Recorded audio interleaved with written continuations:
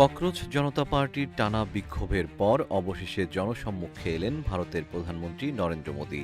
৮ August IIT দিল্লির সমাবর্তন অনুষ্ঠানে উপস্থিত হয়ে প্রায় ৩,০০০ জেনজি তরুণের মুখোমুখি হন তিনি। সমাবর্তনে প্রধান অতিথি হিসেবে বক্তব্য দিতে গিয়ে মোদী বলেন, প্রশ্ন করার অধিকার সবার আছে, তবে একই সঙ্গে রাষ্ট্রের প্রতি নিজের দায়িত্বের কথাও মনে রাখতে হবে। বাস্তব জীবনকে সিলেবাসের বাইরের পরীক্ষা উল্লেখ করে তিনি তরুণদের উদ্দেশ্যে বলেন যে শিখবে সেই জিতবে। রাজনৈতিক বিশ্লেষকদের মতে এই বক্তব্যের মাধ্যমে প্রধানমন্ত্রী তরুণ প্রজন্মের সঙ্গে তৈরি হওয়া দূরত্ব কমানোরই চেষ্টা করেছেন।